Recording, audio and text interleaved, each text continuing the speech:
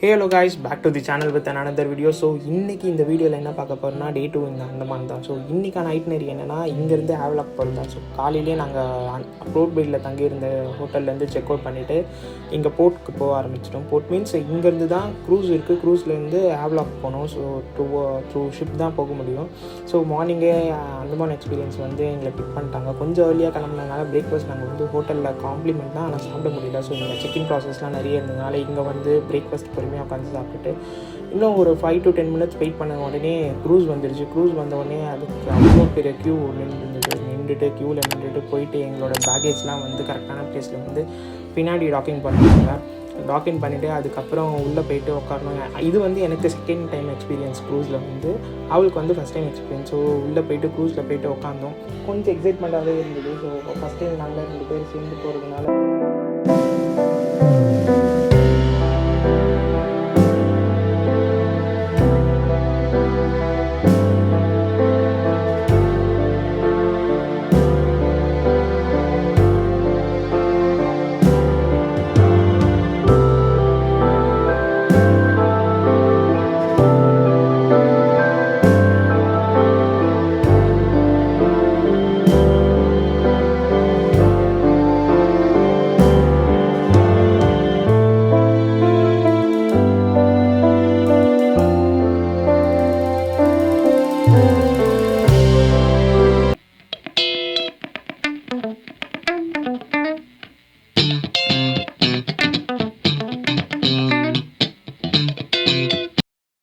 இந்த க்ரூஸோட travel time பார்த்திங்கன்னா எங்களுக்கு 1 to 1.5 hour ஆச்சு. ஸோ இந்த இதில் எங்களுக்கு என்டர்டெயின்மெண்ட்டே இந்த ஓரியோவும் கிவியும் தான். போகிற வரைக்கும் 3 பாட்டில் கிட்ட காலி ஆகிடுச்சு. ஸோ அட்லீ ஒரு 1.5 hour அப்புறம் நாங்கள் வந்து ஹேவ்லாக் போர்ட் வந்து ரீச் ஆன உடனே பெரிய ஷாக்கிங் எங்களுக்கு. ஆக்சுவலாக வந்து இது என்னோடய பக்கெட் லிஸ்ட்டில் இருந்தது ஸ்கூபா டைவிங் தான். ஆனால் அது நாங்கள் 3rd day ஒரு ஸ்பெஷல் டே அப்படின்றதுனால அப்போ பண்ணலான்னு சொல்லிட்டு பிளான் பண்ணியிருந்தோம்.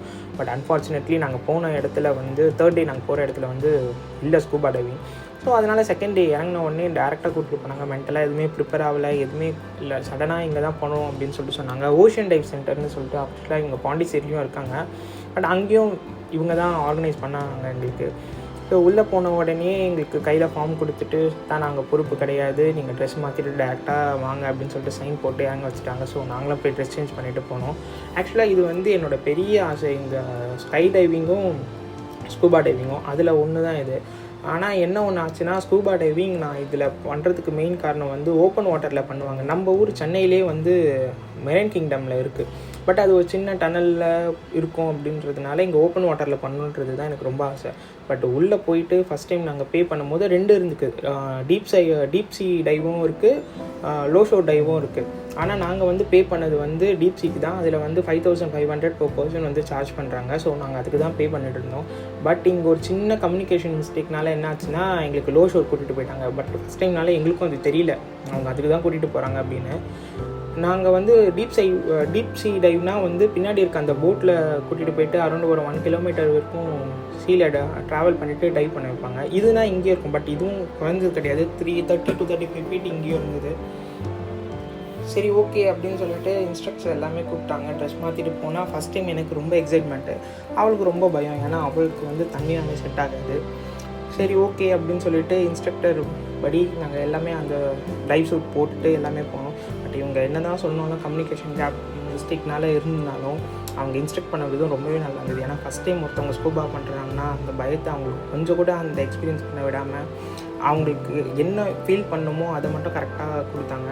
ஸோ நாங்கள் அங்கே போன உடனே அந்த ஸ்கூபா பண்ணுறதுக்கான ஷூட் எல்லாமே நாங்கள் வந்து ப்ரிப்பேர் ஆனோம். ஸோ எனக்கும் கொஞ்சம் ஓரளவுக்கு நர்வஸாக தான் இருந்தது, அவளுக்கும் ஓரளவுக்கு மேலேயே நர்வஸாக இருந்தது. ஸோ நாங்கள் வந்து என்ன பண்ணோன்னா, அங்கே இருக்க ஸ்கூட்டில் எல்லாமே போட ஆரம்பித்தோடனே இன்ஸ்ட்ரக்டர்ஸ் எல்லாமே அவங்க இன்ஸ்ட்ரக்ட் பண்ண ஆரம்பித்தாங்க. ஏன்னா அண்டர் வாட்டரில் பேச முடியாது நம்மளால், வெறும் ஹேண்ட் சிக்னல் மட்டும்தான். ஸோ ஹேண்ட் சிக்னலில் என்ன பண்ணணும், சப்போஸ் நம்மளுக்கு வந்து அண்டர் ப்ரெஷரில் காதில் வந்து ரொம்ப ப்ரெஷர் ஆகும். ஸோ அந்த டைமில் என்ன பண்ணணும், இன்கேஸ் ரொம்ப டிஸ்கம்ஃபர்ட்டாக இருந்ததுன்னா என்ன பண்ணணும், ஆர் சம்திங் வேறு எதுனா உங்களுக்கு வேணும்னா எப்படி ஹேண்ட் சிக்னல் பண்ணுறதுன்றது வந்து பொறுமையாக நின்று சொல்லி கொடுத்துருந்தாங்க. ஸோ எது ஆக்சிஜன் எப்படி என்ன யூஸ் பண்ணணும்னு சொல்லிட்டு. ஏன்னா கூடவே வந்து ஒரு இன்ஸ்ட்ரக்டர் வந்தாங்க. இப்போ ஸ்க்ரீனில் பார்க்குற வந்து அவங்களோட இன்ஸ்ட்ரக்டர், என்னோடய இன்ஸ்ட்ரக்டர் வந்து தனியாக இருந்தாங்க. ஸோ இவர் தான் வந்து எங்கள் 2 பேருக்குமே எல்லாமே சொல்லி கொடுத்துருந்தாரு.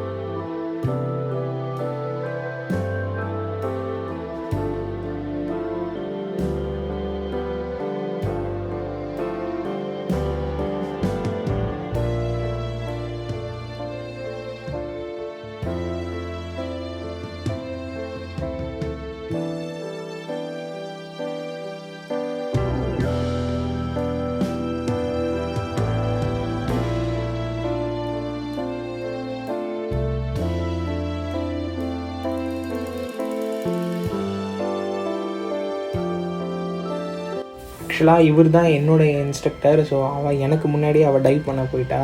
பட் என்ன ஒரு ப்ராப்ளம்னா, என்னோடய ஆக்சிஜன் ஓஸ் வந்து எனக்கு கரெக்டான ஆக்சிஜன் உள்ளே வரவே இல்லை. ஸோ ரொம்ப நேரமாக ட்ரை பண்ணிவிட்டு அதுக்கப்புறம் தான் அது ஃபிக்ஸ் ஆச்சு. அது ஃபிக்ஸ் ஆகி முடித்தோடனே செகண்ட் ப்ராப்ளம் என்னென்னா, என்னோடய காகல்ஸில் வந்து எவ்ரி டைம் நான் ப்ரீத் அவுட் பண்ணும் போதும் அதோட பபுள்ஸ் வந்து என்னோடய காகல்ஸில் வந்து தண்ணி ரொம்ப ஏற ஆரம்பிச்சிது. ஓரளவுக்கு மேலே ஏற ஆரம்பிச்சோடனே என்னால் எதுவுமே பார்க்க முடியல. ஸோ அது அவர்கிட்ட சொன்னேன். ஸோ அவள் டைவ் போனதுக்கப்புறமும் ஒரு 5 to 10 minutes வந்து நாங்கள் இங்கே தான் நின்றுட்டு இருந்தோம். ஏன்னா ஆக்சிஜன் தெரியும் எல்லாருக்கும், கீழே போனோம் ஆக்சிஜன் இல்லைனா என்ன ஆகும் அப்படின்னு. ஸோ இதில் பார்த்தாலே தெரியும், கொஞ்சம் கொஞ்சமாக போக போக நான் காகல்ஸில் தண்ணி ஏறிட்டே இருந்தது எனக்கு. ஸோ எதுவும் பார்க்க முடியலன்றதுனால திருப்பி இன்ஸ்ட்ரக்டர் நிற்க வச்சு திருப்பி அது என்ன, ஒரு வேளை காகல்ஸ் ப்ராப்ளமா இல்லை டைட், ஏன்னா ஃபுல் டைட்டில் இருக்குது எனக்கு காகல்ஸு, என்ன ப்ராப்ளம்னு சொல்லிட்டு தெரியல எனக்கு. ஸோ ரொம்ப நேரமாக என்னை மட்டும் நிற்க வச்சு ரொம்ப நேரமாக பார்த்துட்டு இருந்தோம். டைவ் பண்ணவே இல்லை நாங்கள்.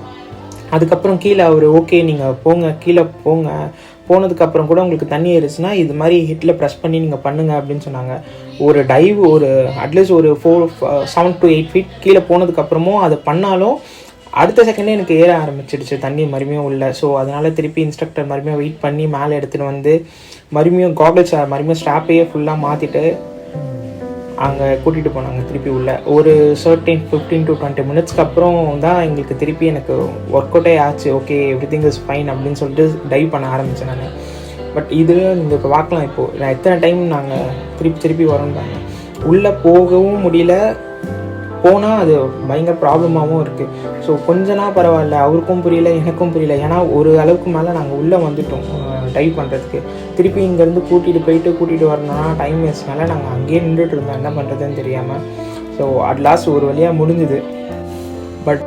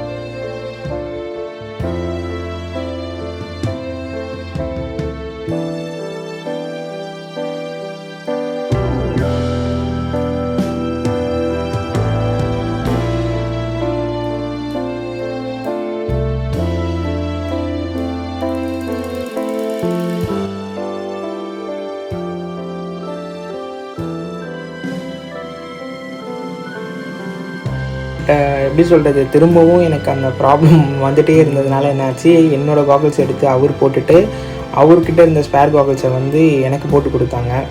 ஸோ அதுக்கப்புறம் தான் அந்த மேபி காகல்ஸ் டிஃபெக்டாக என்னன்னு சொல்லிட்டு தெரியல. பட் சேஃப்டி இல்லாமல் போகிறது வந்து ப்ராப்ளம்ன்றதுனால ரொம்பவே பார்த்து பண்ணாங்க அவங்க. ஒரு சின்ன அது காகல்ஸ்குள்ளே தண்ணி போகிறதுனால விஷுவல் கரெக்டாக இருக்காது, மற்றபடி எந்த ப்ராப்ளமும் வராது.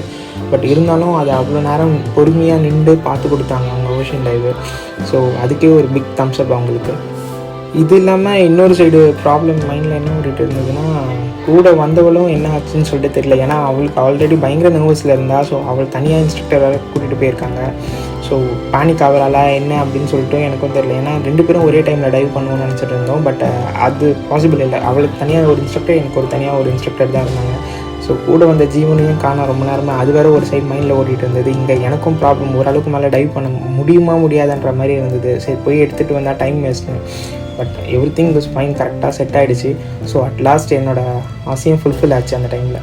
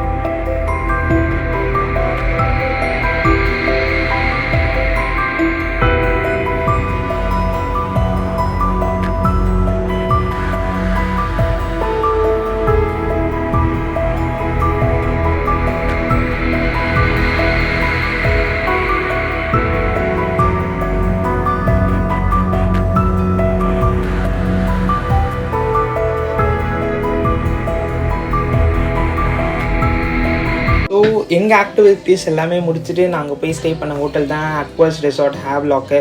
ஸோ இந்த இடம் வந்து எனக்கு ரொம்பவே மெமரபிளான இடம். அதுவும் இல்லாமல் எனக்கு ரொம்ப பிடிச்ச ஸ்டே. ஏன்னா நான் தங்கினதுலேயே நான் இது வரைக்கும் ஆஃபீஸ் மீட்டிங்லாம் போகும்போது ஸ்டார் ஹோட்டல் தான் ப்ரிஃபர் பண்ணுவாங்க. பட் அதை விட இது ரொம்பவே பீஸ் அண்ட் காமாக இருந்தது. ஏன்னா ஷீஷோர் பக்கத்துலேயே வந்து எங்களுக்கு ரெசார்ட் இருந்ததுனால ஒரு வண்டி சவுண்டு கிடையாது, எதுவும் கிடையாது. மார்னிங்லேருந்து அந்த பேர்ட்ஸோட சிம்பிங் சவுண்டும் அந்த ஷீஷோட வேவ்ஸோட சவுண்டு தான் இருந்தது. ரொம்பவே ரிலாக்ஸிங்காக இருந்தது. ஸோ இந்த இடத்துல போயிட்டு பேக்கு எல்லாமே நாங்கள் வச்சுட்டு அதுக்கப்புறம் இந்த ஹோட்டலில் வந்து பிரேக்ஃபாஸ்ட்டும் டின்னரும் மட்டும் தான் காம்ப்ளிமெண்ட். ஸோ லஞ்ச் கிடையாது. நாங்கள் ஆக்டிவிட்டீஸ்லாம் முடிஞ்சு போகிறதுக்கே ஆஃப்டர்நூன் ஆனதுனால சின்னதாக ஒரு வாக் பக்கத்தில் போயிட்டு நாங்கள் ஒரு இடத்துல பிரியாணி சாப்பிட்டோம். கொஞ்சம் டீசெண்டான டேஸ்ட்லேயே இருந்தது. பட் அவங்க ஊர் ப்ரிப்ரேஷன் அது. ஸோ 2 வஞ்சரம் மீன் பிரியாணிக்கு அப்பளம் கொடுக்குறாங்க. இது அந்த ஊரோட வழக்கம்னு நினைக்கிறேன். ஸோ அங்கேருந்து கிளம்பி நாங்கள் போன இடம் வந்து ராதாநகர் பீச்சு. ஸோ இந்த பீச் வந்து ஃபேமஸ் ஃபார் வந்து ஃபோட்டோஸ் எடுக்கிறதுக்கும் சைட் சீயிங்க்கும் தான். சைட் சீயிங் சொல்ல முடியாது, பட் வியூவே நல்லாயிருக்கும். இந்த பீச்சு ரொம்பவே க்ளீன். நம்ம பீச்சை கம்பேர் பண்ணும்போது குட்டி தான், பட் ரொம்பவே க்ளீன் அண்ட் டைடியாக இருந்ததாங்க. ஸோ அந்த பீச்சில் நீங்கள் எக்ஸ்ப்ளோர் பண்ணுறது என்னென்னா, கொஞ்ச நேரம் கப்பிள்ஸாக போனீங்கன்னா உட்காந்து ரிலாக்ஸ் பண்ணிவிட்டு பேசிவிட்டு சின்ன ஸ்நாக்ஸ் ஐட்டமும் இருக்கும். ஸோ நீங்கள் சாப்பிட்டுட்டு ரிலாக்ஸாக இருந்துட்டு வரலாம்.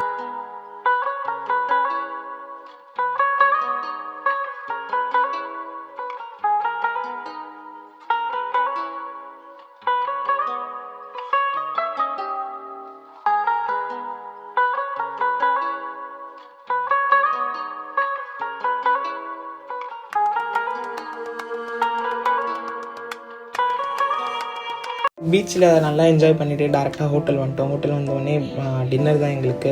ஸோ ரொம்பவே டயர்டாக இருந்தது. ஏன்னா காலையிலேருந்து ஆக்டிவிட்டிலே இருந்ததுனால. ஸோ இங்கே பஃபேட்டும் இருந்தது, ஹலாக்காட்டும் இருந்தது. நம்ம என்ன வேணுமோ நம்ம சூஸ் பண்ணி சாப்பிட்டுக்கலாம். நம்ம இங்கே மீட் பண்ணதுலேயே ராக்கி பாய் எங்களுக்கு சர்வ் பண்ணவர் இருக்கிறதுலே ரொம்ப ஸ்வீட் பர்சன் நாங்கள் இங்கே மீட் பண்ணது. ஸோ அதுக்கப்புறம் கொஞ்சம் ரிலாக்ஸ் பண்ணிவிட்டு இன்றைக்கான டே முடிஞ்சிருச்சு. தேங்க்ஸ் ஃபார் வாட்சிங்.